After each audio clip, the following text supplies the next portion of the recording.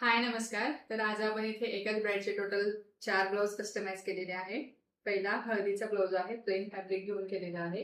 ही त्याची back side boat neck pattern हवा होता तसं बोटनेक दिलेला आहे आणि स्लीव्ज वरती कलश आणि हत्ती अशी कन्सेप्ट दिलेली आहे. इथे मध्ये कलश आहे आणि त्याच्या दोन्ही साइडला 2 हत्ती दिलेले आहेत आपण.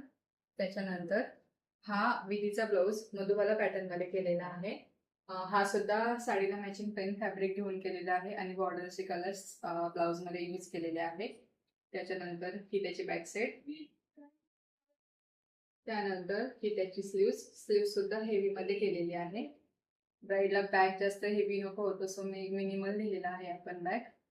त्याच्यानंतर हा तेल साडीवरचा ब्लाउज हा सुद्धा सिंपल सोबर केलेला आहे. खूप सुंदर अशी मिनिमल डिझाईन आहे आणि डिसेंट पण वाटते ह्या कलर वरती.